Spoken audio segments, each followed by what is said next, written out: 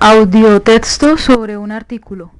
El autor del artículo es Francisco Leal Buitrago. El nombre del artículo es Alcances y dilemas de la crisis política. Ese artículo aparece dentro de una compilación de artículos sobre temas políticos. El nombre del libro es Tras las huellas de la crisis política, cuyo editor fue también el mismo Francisco Leal Buitrago. Vamos a hacer la referencia del libro. El libro fue producido intelectualmente entre la Fundación Friedrich Ebert de Colombia, según sus siglas la FESCOL, F-E-S-C-O-L, FESCOL, y la fundación junto al IEPRI. El IEPRI es el Instituto de Estudios Políticos y Relaciones Internacionales, es un instituto al interior de la Universidad Nacional de Colombia. La fundación y el IEPRI, FESCOL y IEPRI, junto a la editorial Tercer Mundo Editores, produjeron Tras las huellas de la crisis política. Es un libro que refieren a Bogotá como la ciudad de publicación, y fue presentado, se está leyendo la primera edición. La primera edición se dio en septiembre de 1996. Tercer Mundo Editores es Tercer Mundo Editores S.A. El texto está compuesto por en total 298 páginas.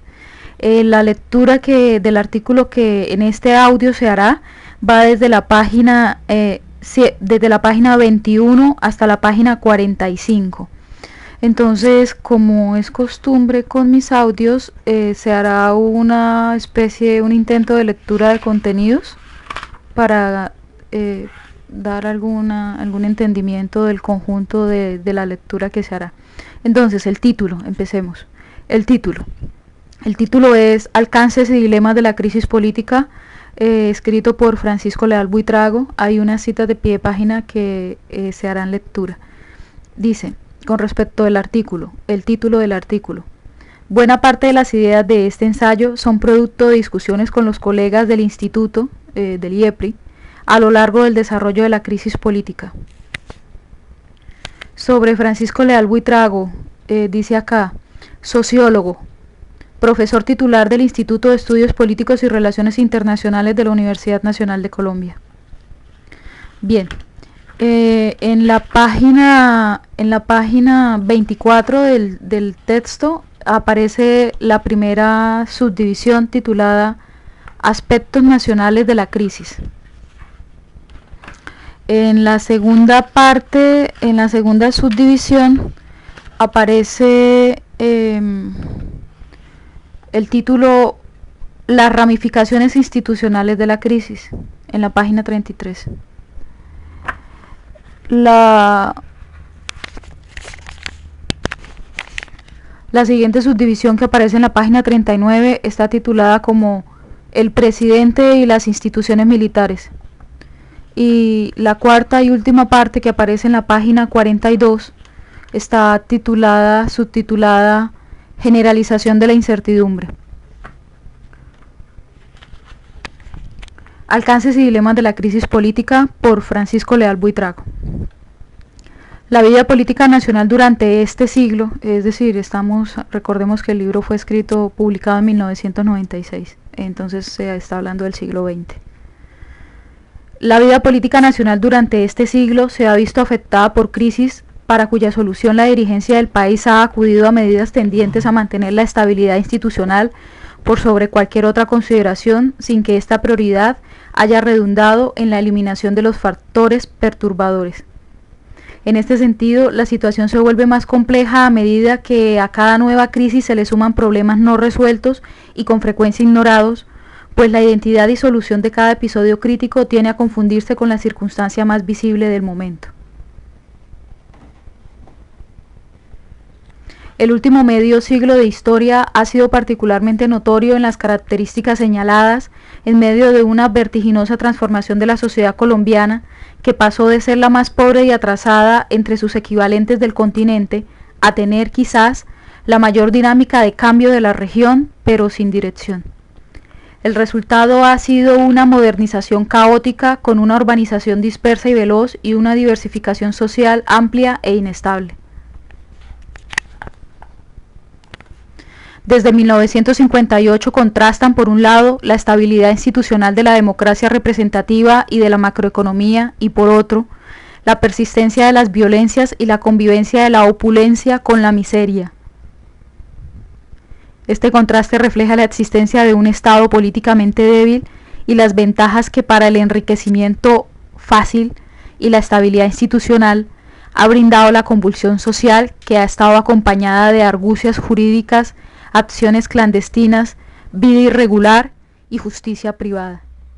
Estos factores han propiciado la ausencia de medios efectivos de control social y oposición política democrática en un país regionalizado cuya riqueza potencial hasta hace poco era ignorada. En términos estructurales, la crisis que hoy experimenta el país ha sido motivada en gran medida por la acumulación de problemas agrarios, violencias, impunidad, concentración de riqueza, corrupción, otros, etc., a los que se le agregan situaciones nuevas, especialmente las provenientes del medio internacional.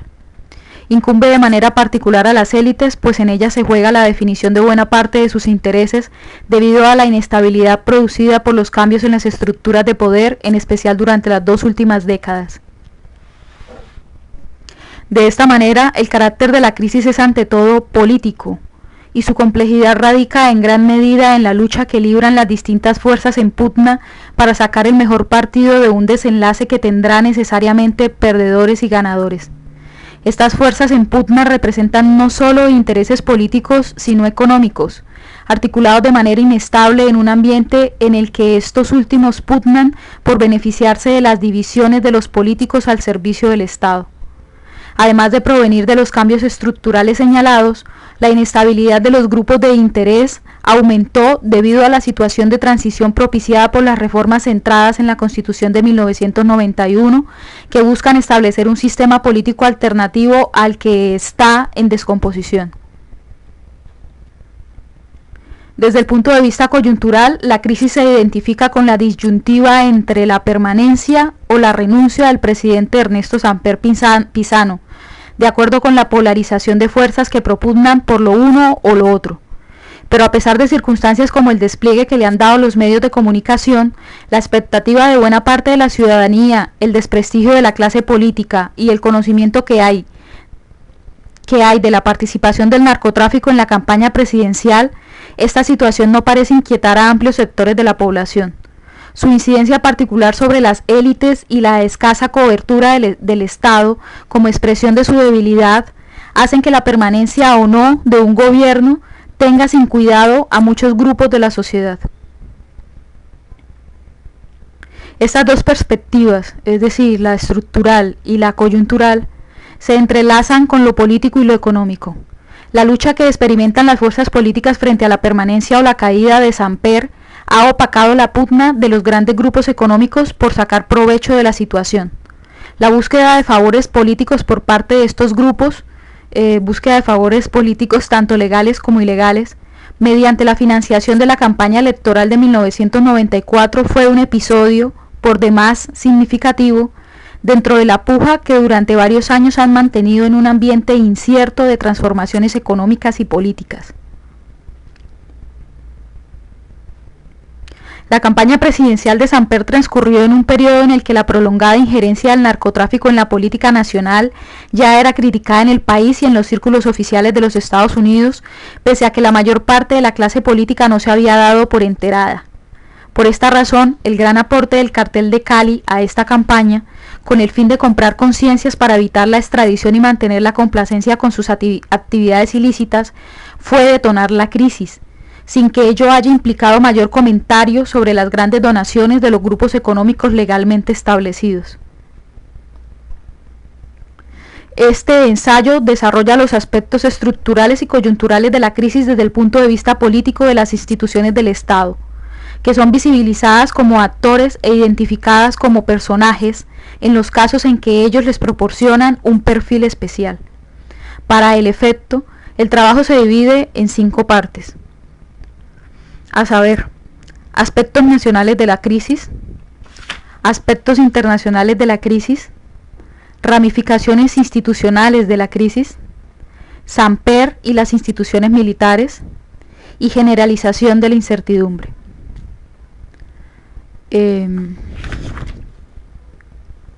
Primera de las 5 divisiones. Aspectos nacionales de la crisis. Estamos en la página 24. Los colombianos tienen aún fresca la crisis que desembocó en la traumática coyuntura de entre 1989 a 1991, luego de un proceso de gestación y desarrollo que duró más de una década. En esa crisis se perdió paulatinamente la credibilidad y la confianza en las reglas de juego que rigieron el sistema político conformado durante la vigencia del Frente Nacional. Dice entre paréntesis, crisis de legitimidad del régimen, fin del paréntesis. Y también se perdió paulatinamente la credibilidad y la confianza en los partidos políticos, en los partidos y en la clase política, que en ese punto habría sido, según dice el autor, una crisis de representación. Entonces, una crisis de legitimidad del régimen y una crisis de representación.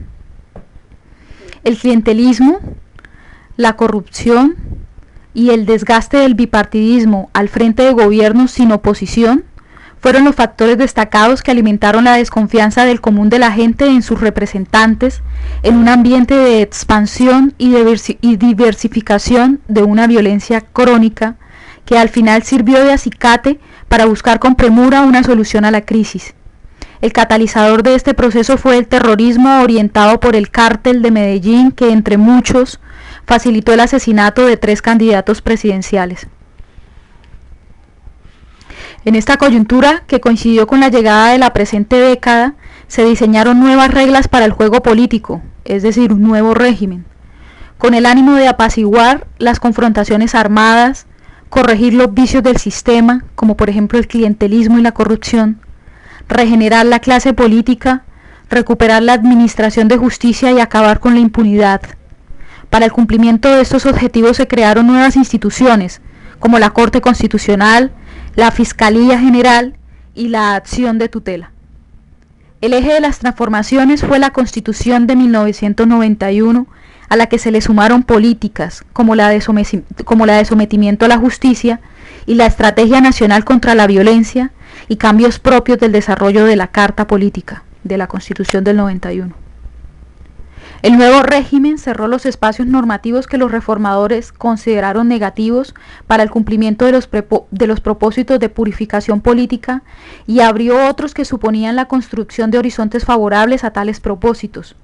La situación creada desató una feroz competencia entre las fuerzas políticas que han pugnado por defender sus intereses al buscar reacomodarse de manera ventajosa.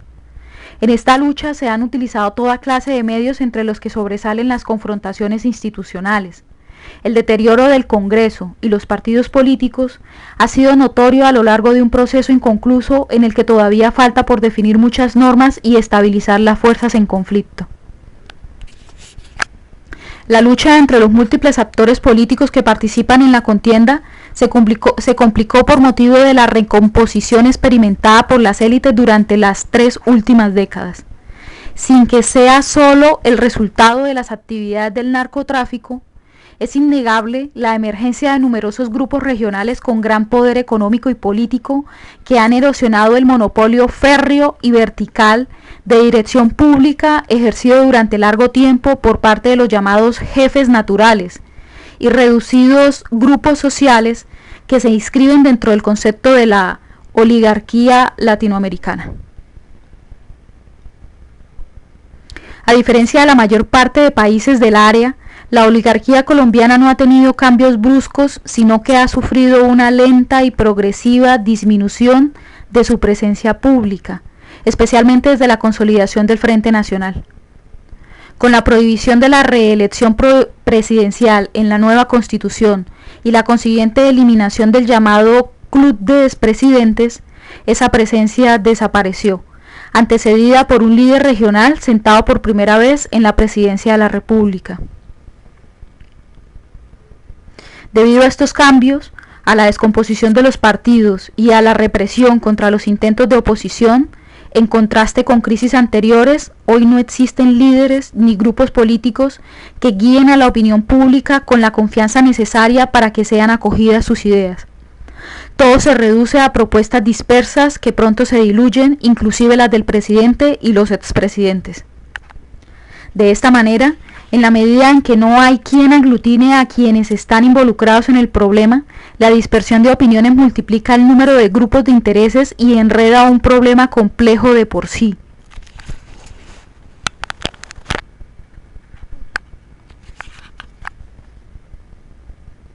El narcotráfico ha sido uno de los factores de recomposición contemporánea de las élites, particularmente las que ejercen la política, a causa del estímulo que han recibido los líderes locales y regionales mediante ayudas para la financiación de sus campañas.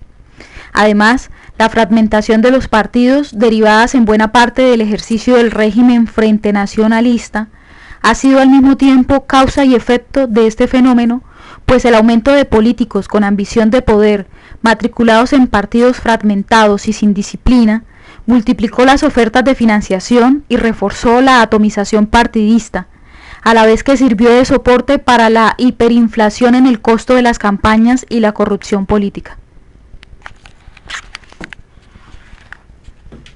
Estas y otras razones hacen del narcotráfico un ingrediente destacado de la crisis, no solo en la coyuntura, sino también en el ámbito estructural. Aunque el poder económico de los narcotraficantes despertó su ambición política desde el comienzo de los años 80, su penetración progresiva en la sociedad colombiana se nota desde hace más de 2 décadas. En 1984 comenzó la lucha cruenta del narcotráfico por ocupar los espacios políticos y doblegar las instituciones, diversificando e incrementando la violencia y haciendo evidente la fragilidad y el abandono de la administración de justicia, lo que precipitó la crisis del sistema del Frente Nacional a finales de la pasada década. Mediante la política de sometimiento a la justicia, dice el autor, diseñada inicialmente para los narcotraficantes terroristas, entonces mediante esa política de sometimiento a la justicia y los controles de la Constitución del 91, a los vicios de los políticos, se creyó se podía frenar la injerencia del narcotráfico en la vida pública, pero el maridaje entre narcos y políticos continuó apoyado en el clientelismo y la corrupción, que evadieron las nuevas normas fijadas para su control. Las sumas fabulosas utilizadas para la financiación de las campañas electorales y la participación en ellas de los conglomerados económicos legales e ilegales forman parte del deterioro de los valores cívicos en las actividades públicas. Este deterioro fue alimentado de manera sistemática por la tolerancia cómplice que por largo tiempo tuvo la sociedad en general y los dirigentes políticos en particular, con relación a aquello de las fortunas sospechosas que despertaron admiración. Esta ausencia de una ética política se encontró con la campaña presidencial de 1994, que por circunstancias especiales puso en entredicho un sistema de financiación electoral inflacionario penetrado por el narcotráfico. El conjunto de factores indicado ha dejado al descubierto el largo camino que falta recorrer para construir un sistema político sustitutivo del que aún opera pese a que está en decadencia. Su construcción la sustentan unas reglas de juego político fijados por la Constitución que pretendieron solucionar la crisis con que finalizó la década pasada y proyectar una democracia moderna. Pero al poco tiempo de su vigencia esas reglas se vieron abocadas a confrontar una nueva crisis que muestra su insuficiencia y dificultad para resolver problemas tan arraigados como la impunidad, la violencia, la corrupción y el narcotráfico, que incumben no solo al sistema político, sino a todos los sectores estratégicos de la sociedad. El reformismo político de la nueva Carta solucionó parcialmente la crisis de legitimidad sin afectar la de representación. Fue necesario, pero insuficiente. No obstante, estar acompañado por la confirmación de la descentralización, la apertura económica y la sustitución del tradicional modelo monoexportador. Sin embargo, estos factores que afirmaron la vía del reformismo sirvieron también para predisponer la crisis actual debido al reconocimiento político de un modelo emergente de sociedad que tiene otro patrón de desarrollo, un régimen contrapuesto al surgido 3 décadas atrás y los consiguientes traumas adicionales para las élites. La persistencia del problema guerrillero, su tendencia a la bandolerización y la consolidación de otras violencias como la paramilitar, la delincuencia común organizada y la producida por agentes del Estado, fueron también, aunque de manera distinta, catalizadores de esta crisis que sacó a la superficie los sedimentos acumulados de las sufridas anteriormente. Siguiente parte de las 5 partes que el autor ha dicho que está dividido su artículo. La siguiente parte inicia en la página 28, se titula Aspectos internacionales de la crisis.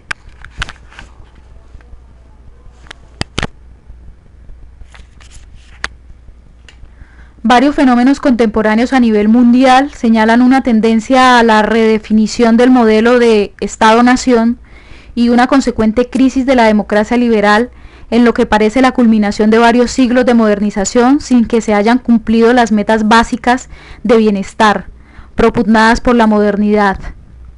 El deterioro de los partidos políticos y la ausencia de medios que los sustituyan como canalizadores de intereses entre la sociedad y el Estado hacen parte de esa tendencia, como puede verse en numerosos casos recientes en América Latina y el resto del mundo.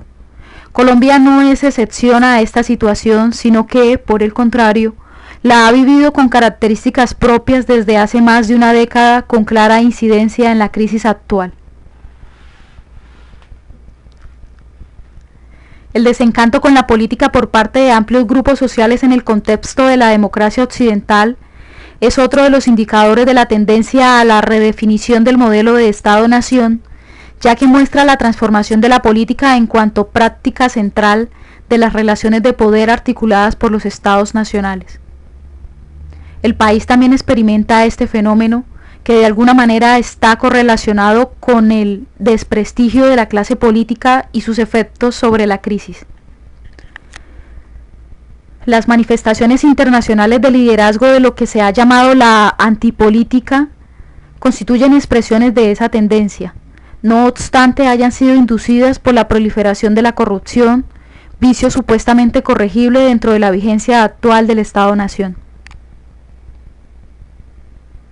Todos los fenómenos anotados que señalan una tendencia a la reestructuración del Estado-Nación tienen en común que se han hecho más visibles a partir de la finalización de la Guerra Fría. En efecto, la desaparición de la Guerra Fría, es decir, con la caída del muro de Berlín en 1989, la disolución de la Unión Soviética en 1991 y el consiguiente colapso del comunismo, la desaparición de la Guerra Fría sirvió para acelerar fenómenos gestados con anterioridad, como la globalización de la economía y la internacionalización de diversas expresiones políticas y culturales, que luego fueron propicias para darle vuelo a la crisis colombiana fuera de sus fronteras.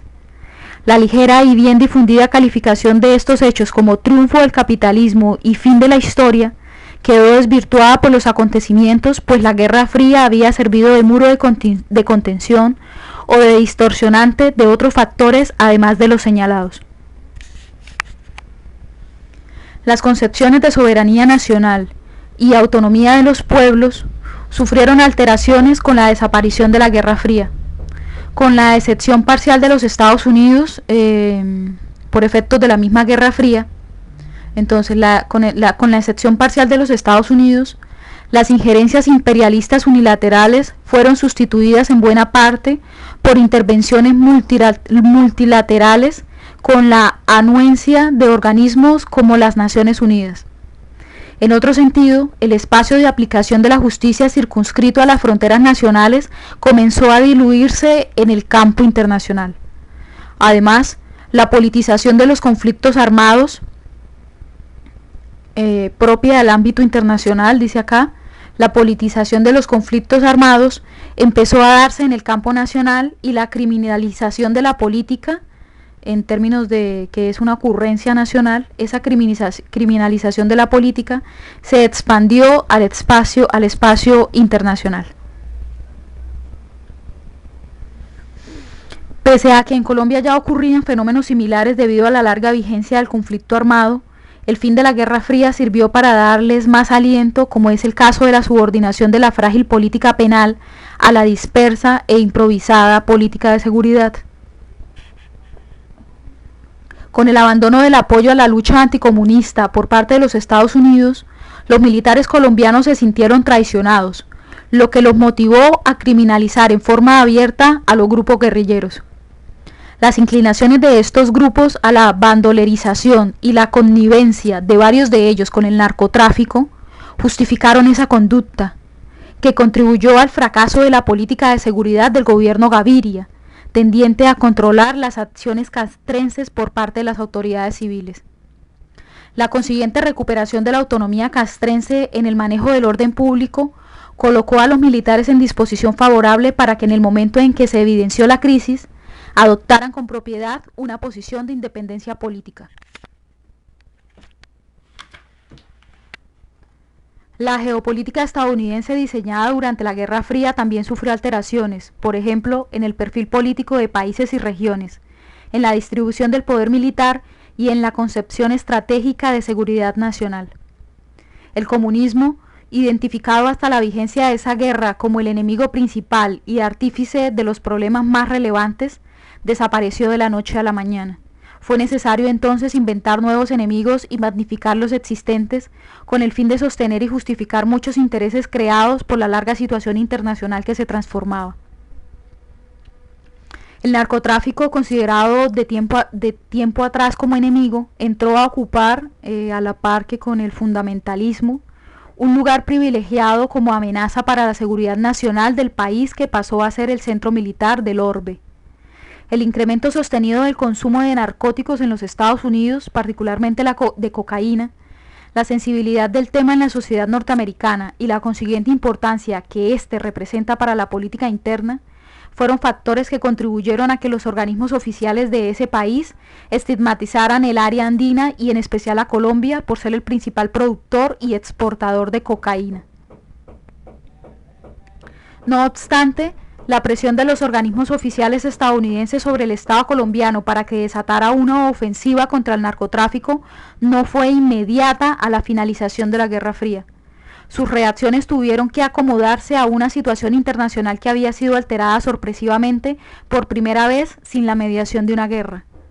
Además, en medio de la agitación universal que significó el derrumbe del comunismo y el fin de la Guerra Fría, los gobiernos de Barco y Gaviria buscaron medidas novedosas que fueron vistas como un avance democrático para resolver un problema que había costado muchas vidas.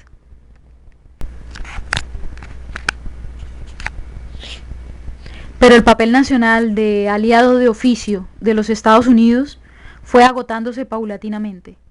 Para cambiar su actitud tolerante hacia Colombia, los Estados Unidos necesitaron evaluar varios acontecimientos ocurridos en el país a lo largo de 2 años. Ellos fueron: la creación de la política de sometimiento a la justicia, la prohibición constitucional de la extradición, el establecimiento de la Fiscalía y su adopción de la política de sometimiento, el uso militar en la lucha antiguerrillera de buena parte de la ayuda oficial estadounidense destinada a la Policía Nacional para combatir el narcotráfico, las notorias rebajas de penas a los narcotraficantes que se entregaran a la justicia y la fuga de Pablo Escobar de una cárcel diseñada a la medida de sus necesidades. El efecto negativo de estos acontecimientos en los círculos oficiales estadounidenses no se borró con la eliminación posterior del capo, ya que pese a haber puesto en marcha el aparato represivo más sofisticado hasta ese momento contra persona alguna, su muerte ocurrió a fines de 1993, cerca de año y medio luego de su fuga. Desde 1993 comenzó la presión sistemática de los Estados Unidos para que el Estado colombiano ampliara la lucha contra el narcotráfico, en particular contra el denominado Cártel de Cali. De ahí en adelante, el gobierno tuvo que abandonar la diferenciación establecida entre el terrorismo y el narcotráfico, que se consideraba un problema nacional, afrontado de manera prioritaria contra el llamado Cártel de Medellín y el resto de manifestaciones de esa actividad ilícita, que pues el resto de manifestaciones ya eran en su mayoría problemas internacionales, cuya atención había sido secundaria, esa actividad ilícita, y tuvo que verse obligado a ampliar el horizonte de esa lucha a medida que la presión externa se hizo mayor. En sus postrimerías, el gobierno del presidente Gaviria soportó diversas acciones provenientes de los Estados Unidos destinadas a lograr mayor represión contra el narcotráfico. El episodio de la llegada de tropas de ingenieros a la localidad de Huanchaco, vecina a Cali, a finales de 1993, con el fin de construir una escuelita, fue la más visible de las intromisiones, puesto que se hizo con el visto bueno del gobierno colombiano. Por otra parte, el vuelo repetido de aviones, comillas, fantasmas, fin de las comillas, sobre Medellín, indujo con razón a especular que ese hecho hacía parte de la presencia permitida, o no, de la DEA en el país. El gobierno de los Estados Unidos procuró en repetidas ocasiones involucrar de manera directa a los militares colombianos en la represión al narcotráfico, contrariando la estrategia del gobierno que asignaba esa tarea de manera exclusiva a la Policía Nacional. Además, la descalificación estadounidense a la tarea cumplida por la Fiscalía y en particular por el fiscal Gustavo de Greiff, la descalificación en la aplicación de la política de sometimiento de los narcotraficantes a la justicia no cesó sino hasta la salida del fiscal, luego de una difícil decisión del Consejo de Estado, ante el cumplimiento de la edad de retiro forzoso del funcionario. Dice Francisco Leal Buitrago sobre esa difícil decisión del Consejo de Estado, dice, mediada por la politización de ese organismo judicial. Finalmente, para no extender los ejemplos, las grabaciones ilegales a los teléfonos de la campaña samperista, grabaciones ilegales que fueron hechas por la DEA y conocidas como narcocasetes, entregadas por el candidato perdedor, es decir, Andrés Pastrana, al presidente Gaviria, en las que se involucraba el cártel de Cali en la financiación de esa campaña, constituyeron el hecho decisivo para desatar la crisis, puesto que a partir de ahí quedó en entredicho la legitimidad del gobierno de Samper aún antes de haberse iniciado.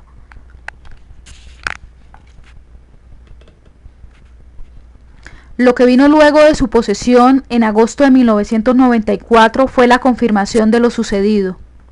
Las autoridades estadounidenses no habían perdido la pista del ahora presidente desde sus declaraciones a favor de la legalización del consumo de marihuana a fines de la década de los 70, además de que tenían los narcocasetes como prueba en su contra. Las sucesivas acciones para presionar a Colombia tuvieron uno de sus momentos culminantes con la desertificación del país que se dio en marzo de 1996, comillas, por no haber hecho esfuerzos suficientes para controlar las actividades del narcotráfico, fin de las comillas. Un año antes, el país había sido certificado de manera condicional por razones estadounidenses de seguridad nacional. El informe previo a la desertificación que presentó el gobierno colombiano sobre sus éxitos contra el narcotráfico y la insistencia de los Estados Unidos en calificarlos como obra exclusiva de la Policía Nacional y la Fiscalía, mostraron que la desertificación había sido al Ejecutivo y en particular al presidente. Esta situación fue corroborada con creces en julio del mismo año con la cancelación de la visa del presidente Samper para entrar a los Estados Unidos. Wow. Tercera división. Vamos en la página 33. Las ramificaciones institucionales de la crisis. Luego de la renuncia obligada del fiscal al final de su gobierno, el presidente Gaviria envió a la Corte Suprema de Justicia la terna de candidatos para sucederle. La Corte escogió a quien aparecía con menor perfil para el cargo, el exministro Alfonso Valdivieso Sarmiento, pariente del asesinado candidato presidencial Luis Carlos Galán Sarmiento. En abril de 1995, debido a indicios de pagos a algunos congresistas por parte de empresas pertenecientes al cártel de Cali, y también debido a declaraciones del extesorero de la campaña samperista, Santiago Medina, la Fiscalía reabrió un proceso archivado bajo el número 8000, lo abrió contra esos congresistas. Los políticos involucrados, miembros del Partido Liberal, habían estado vinculados a la campaña Samper Presidente. Por ese motivo confluyó el proceso con los indicios contenidos en los narcocasetes acerca de la campaña presidencial y las declaraciones a la CIA del chileno Guillermo Pallomari, o Palomari, antiguo cajero de ese cártel. La decisión de la Fiscalía constituyó el primer paso para concretar una situación ambigua, pese al cuestionamiento a que estaban sometidos el gobierno y la clase política por parte de la opinión pública. Asimismo, este paso desató una guerra institucional producto de la politización a que llevó la crisis, la cual tenía antecedentes en las escaramuzas entre varios órganos del Estado por motivo de la reestructuración ordenada por la nueva Constitución. Desde un punto de vista optimista, la relevancia de las instituciones en la crisis indica una fortaleza relativa del orden institucional, ya que no es posible ignorarlo en la evolución y solución de los conflictos. Sin embargo, desde un ángulo pesimista, esa guerra evidenció el deterioro, la debilidad y la politización que aquejan a las instituciones oficiales en general y a la administración de justicia en particular. No en vano la impunidad ha sido una constante en la historia contemporánea del país, a la par con el consiguiente aumento y diversificación de la violencia. La Fiscalía, junto con la Corte Constitucional y la tutela, han sido las principales instituciones que han sostenido la débil relegitimación política inducida por el reformismo del gobierno Gaviria como solución a la crisis que desembocó en 1989. Ante la opinión pública, la Fiscalía y la tutela representan el principio de recuperación de la justicia, y la Corte Constitucional representan la base de control del aparato político. Por eso han estado en la mira de las fuerzas implicadas en la crisis, mediante embates y defensas acordes con la manera como las decisiones jurídicas han afectado sus intereses. Las decisiones jurídicas conceptúa el autor que son sostén de la dinámica de la crisis.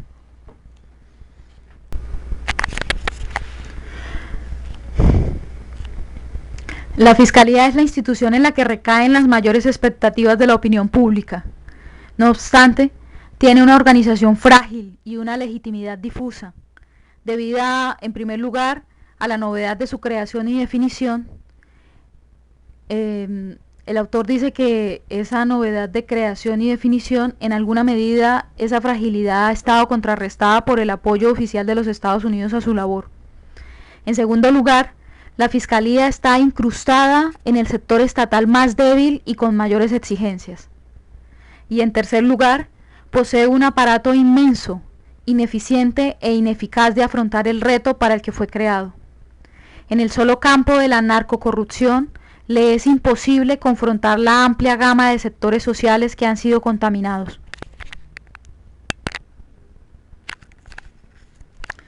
La Fiscalía ha buscado compensar su insuficiencia mediante dos líneas de acción complementarias. Por una parte, apoyada en la legitimidad que ostenta frente a la ciudadanía, ha politizado su trabajo de investigación, al alentar la condena pública a los políticos cuestionados, incluyendo el presidente. Esta forma de compensación ha sido puesta en práctica a través del manejo de las opiniones de algunos personajes detenidos y la filtración selectiva de la información reservada del proceso. En detrimento del principio de legalidad, la Fiscalía ha aplicado lo que los teóricos del derecho denominan principio de oportunidad, que implica identificar prioridades en las investigaciones, prioridades tales como la clase política y dentro de ella figuras representativas como son el presidente de la República, los ministros y los congresistas.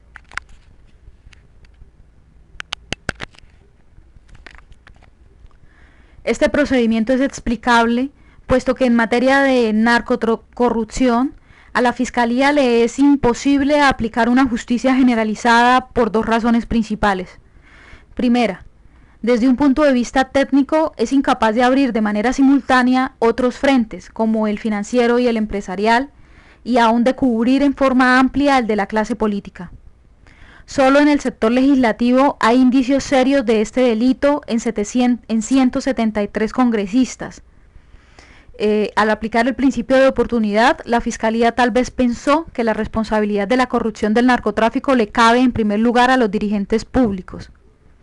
Segunda, desde un punto de vista político, la Fiscalía es incapaz de actuar en frentes con mayor fortaleza, como el castrense, máxime con la potencial condición de árbitros que han adquirido los militares en la crisis.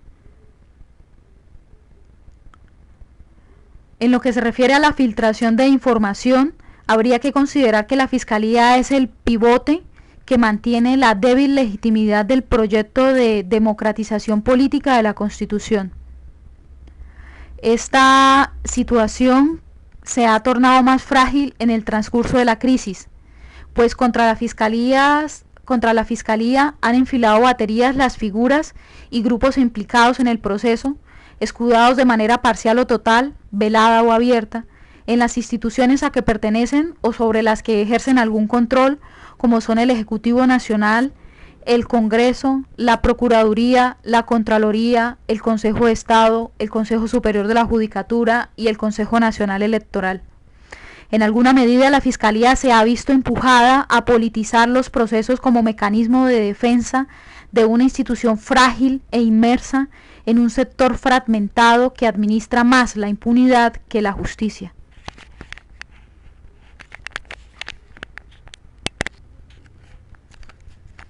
No obstante, la difusión de la información del proceso facilitada por la Fiscalía es ambivalente.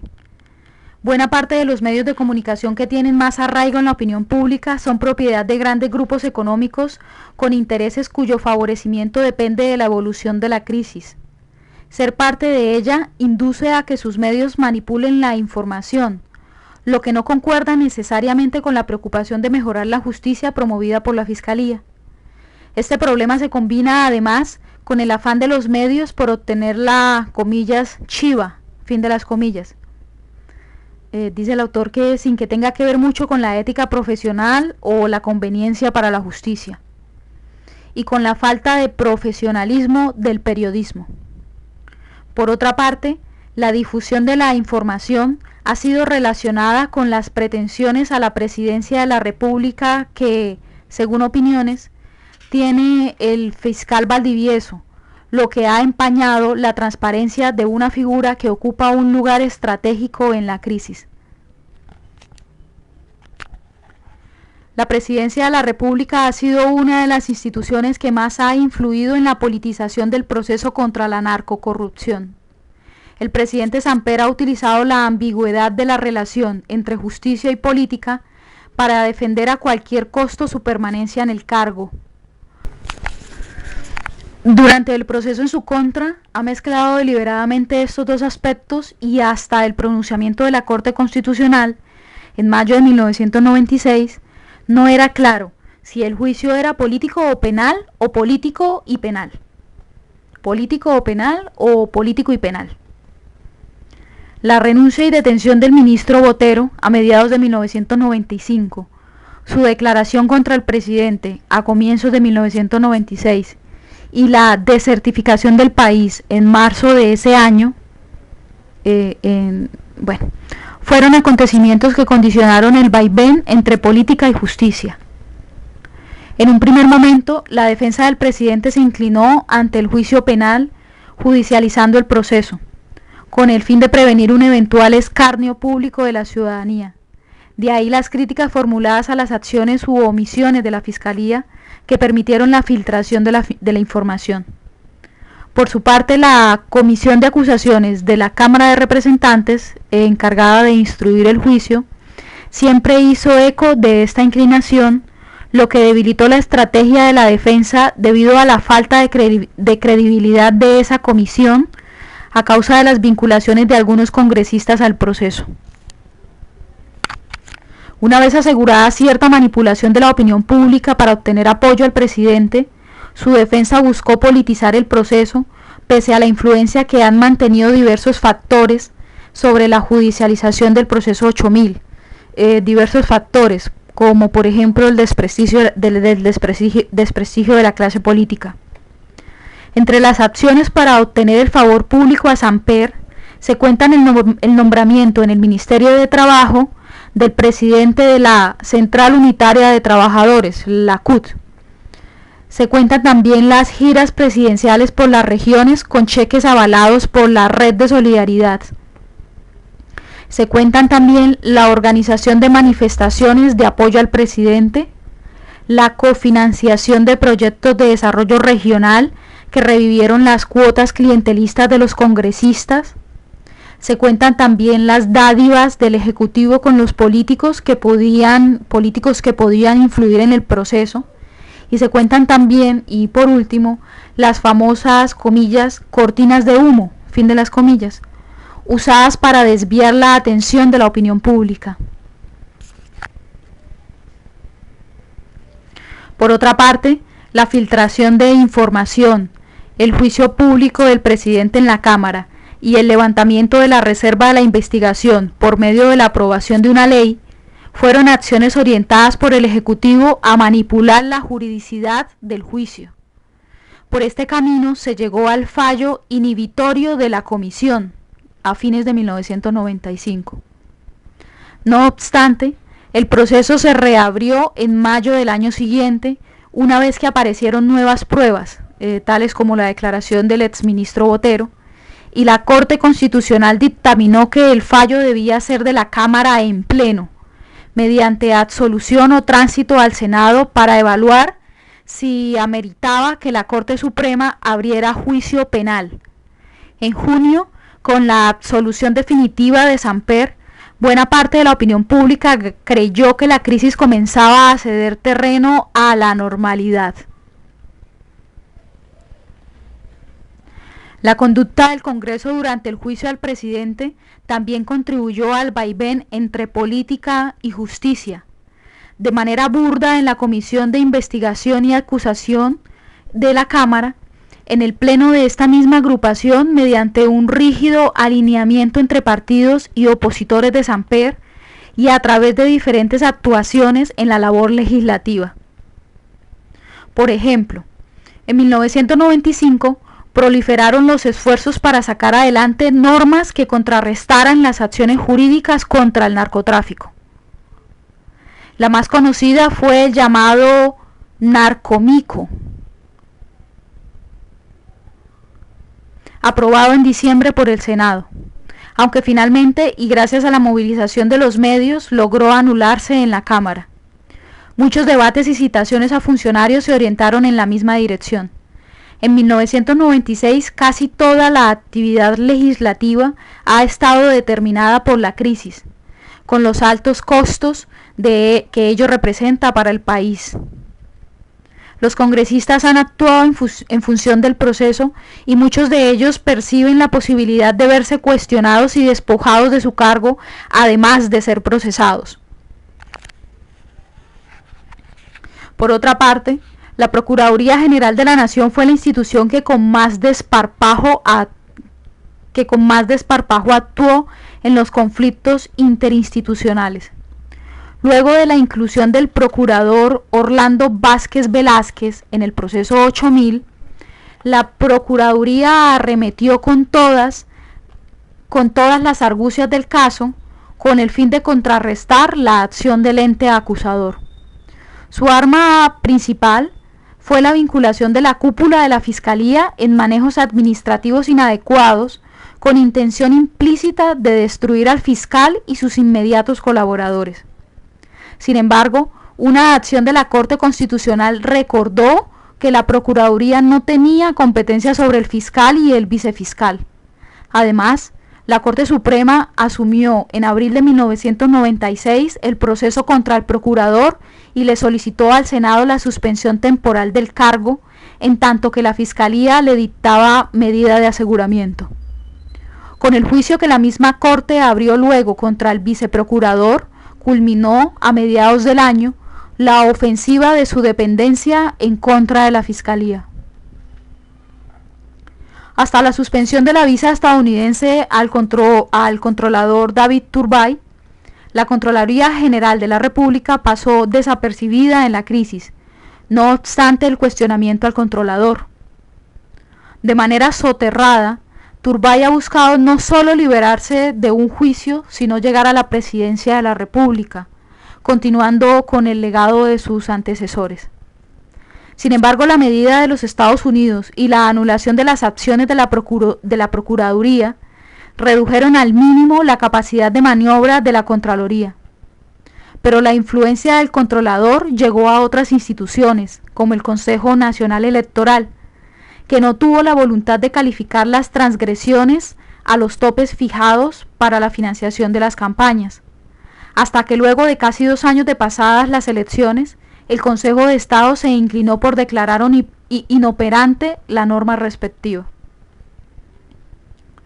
Desde 1995 la opinión pública conoció el conflicto de intereses políticos entre los miembros del Consejo de Estado. Esta situación fue confirmada por el espectáculo bochornoso de las votaciones sobre despojo de la investidura a parlamentarios vinculados al proceso 8000. En ellas fue clara la división entre los consejeros según sus vinculaciones políticas. Con posterioridad, como se anotó, y pese a los argumentos esgrimidos, la politización de los consejeros fue ratificada con la anulación de los topes de financiación de las campañas. Esta politización, al igual que las de las demás instituciones de la rama judicial, fue inducida por los constituyentes cuando, con el ánimo de modernizar la elección de los magistrados, se quería que dejara de ser por cooptación, cayeron en el error de dejar de manera parcial esa delicada responsabilidad en manos de las componendas políticas propias del Congreso. Para algunas de las Cortes no ha sido fácil liberarse de este duro condicionamiento constitucional.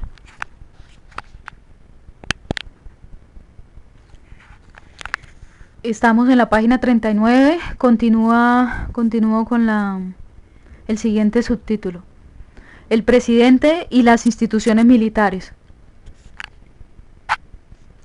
A lo largo de la crisis, el presidente Samper ha rechazado cualquier salida que signifique su renuncia, con el argumento de que su permanencia es la mejor manera de defender la institucionalidad. En algún momento sus allegados afirmaron que una eventual posesión del vicepresidente Humberto de la Calle entregaría el gobierno a la facción gavirista del Partido Liberal, pondría el país en manos del neoliberalismo y fracasaría la actual política social. Con la misma pretensión progresista y como parte de las llamadas cortinas de humo destinadas a desviar la atención de la opinión pública, el presidente ha insistido en la necesidad de una reforma política que permita taponar las fisuras que han hecho posible la corrupción. De hecho, en 1995 el gobierno nombró una comisión para que presentara propuestas al respecto. Sin embargo, la mayor parte de las cortinas de humo del presidente han dejado un sabor antidemocrático, comenzando por su volátil propuesta sobre la pena de muerte. Asimismo, las salidas a la crisis que ha dejado entrever tienen el común denominador de contravenir la institucionalidad o ignorar o forzar la Constitución, como son el anticipo de elecciones y la consulta popular para definir su permanencia en el cargo.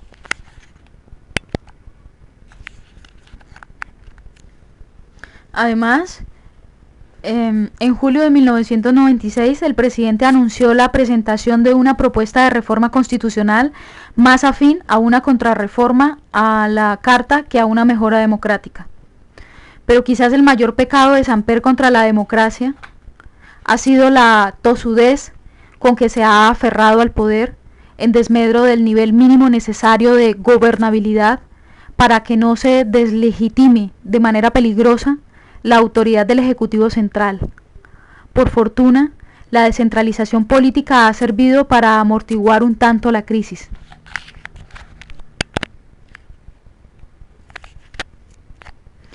Esta conducta política ambivalente del presidente se explica en buena medida por su contradictoria vida pública. Por una parte, la personalidad moderna de Samper lo indujo a ocuparse de los problemas sociales y a considerar la política con una visión democrática. Ello le granjeó el apoyo de quienes vislumbraron la posibilidad de construir una verdadera democracia y le permitió rodearse de técnicos y políticos progresistas del más alto nivel. Por otra parte, Samper es un producto típico del sistema que engendró el Frente Nacional, que alcanzó la presidencia empujado por el clientelismo, la corrupción y la componenda.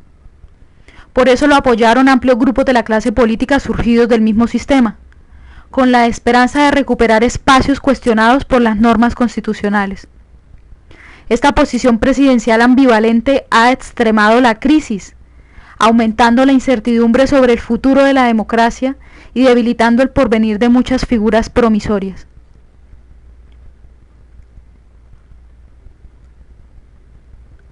Dentro de este contexto, el Ejecutivo Central ha servido de mámpara para la defensa del presidente, con excepción de las fuerzas militares. Esto se debe a la evolución de los militares en los últimos años. En efecto, las reformas adelantadas durante la primera parte del gobierno Gaviria incluyeron aspectos concernientes a los militares, como la creación de la Consejería Presidencial para la Defensa y Seguridad y la Unión de Justicia y Seguridad del Departamento Nacional de Planeación, además del nombramiento de un ministro de Defensa Civil. Este último cambio incluyó la formulación de una política de seguridad tendiente a que las autoridades civiles asumieran por primera vez en varias décadas el control y la responsabilidad de las actividades castrenses.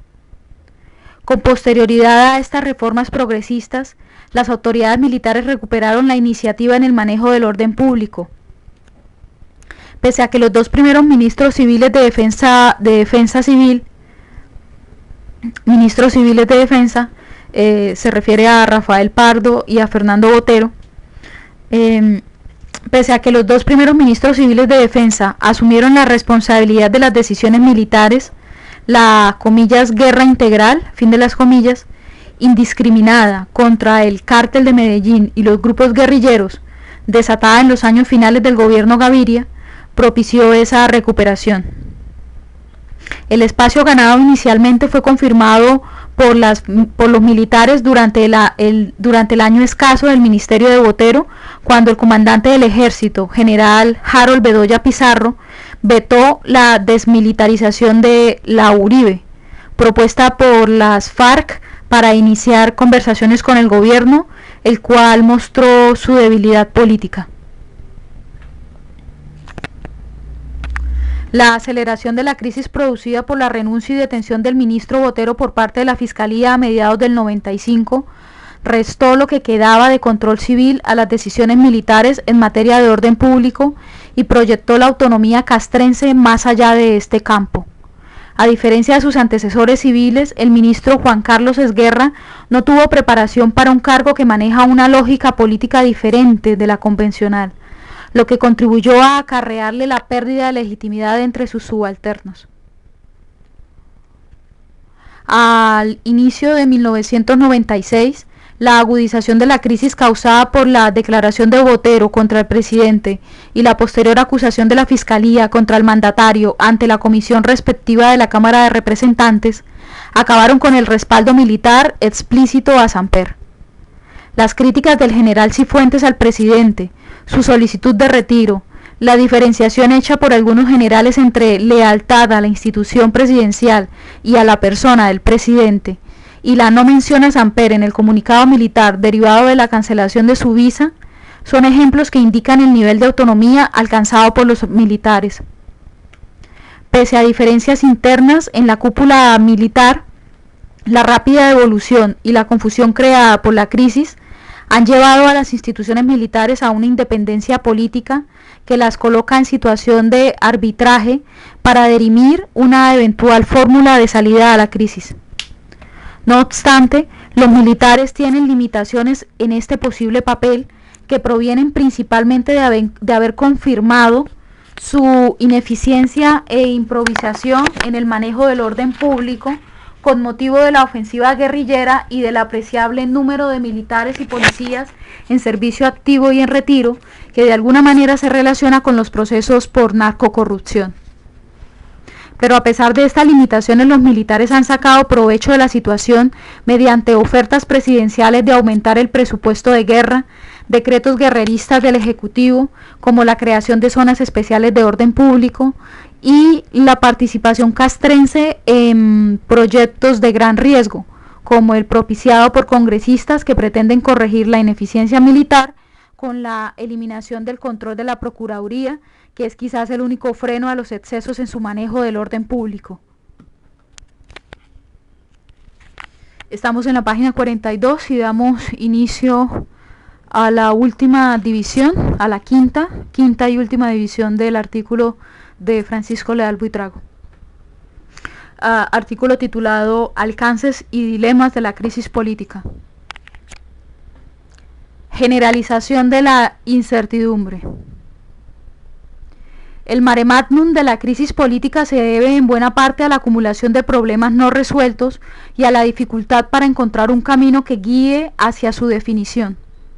La tenacidad con que el presidente se ha aferrado al poder a cualquier costo ha llevado a la polarización de la crisis, a que se la identifique con él y a obstruir la posibilidad de avanzar hacia una solución conveniente para la mayor parte de la sociedad.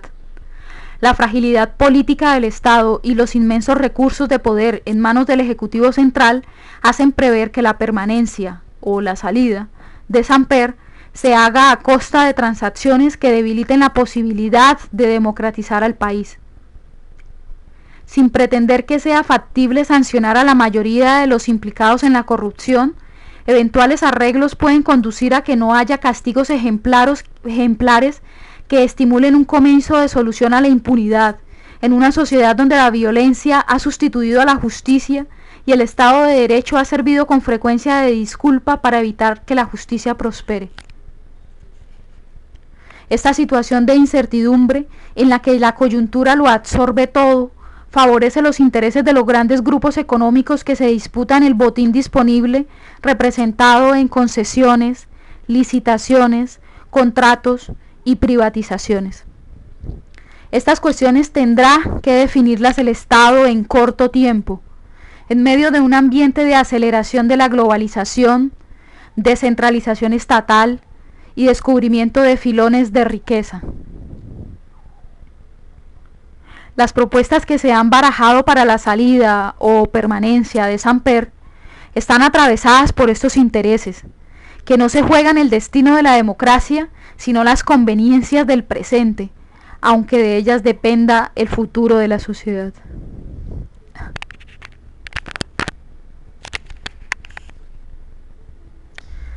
A pesar de que la mayor parte de la opinión pública espera una salida ajustada a la Constitución, la dilación de un acuerdo de estabilización al que con dificultad podrán acceder intereses mayoritarios de la sociedad, la dilación en ese acuerdo facilita soluciones y medidas contrarias a las instituciones. Por ejemplo, puede abrirse paso la idea planteada por grupos políticos, uno de cuyos voceros es el anterior presidente del Congreso, el senador Julio César Guerra Tulena, que propugnan por recuperar el espacio perdido, con el argumento de que la Constitución fue el producto de minorías no representativas que engañaron al país. Argumentan también que por causa de la Constitución surgió la crisis actual con mayor agresividad que la que se trató de corregir. De ahí que señalen que la solución consiste en modificar la Carta Fundamental. Esta corriente de contrarreforma fue reactivada en julio de 1996 por el propio presidente, mediante su anuncio de una propuesta legislativa de reforma constitucional. pero la solución no institucional, que tiene mayores riesgos, es la injerencia militar. Debido a la ausencia de una orientación política confiable, varios dirigentes han proclamado de manera pública y privada la mediación castrense para definir la situación. La debilidad del presidente, la fortaleza que han adquirido las instituciones militares en la crisis, las concesiones adicionales que éstas puedan lograr y la exacerbación del nacionalismo castrense frente a una mayor presión de los Estados Unidos son circunstancias que señalan la necesidad de estar en guardia frente a esa eventualidad. No obstante, las condiciones internacionales e incluso ciertos factores internos, tales como el apoyo de sectores populares al presidente, tales como la amenaza guerrillera y tales como el antimilitarismo que aún subsiste en el país.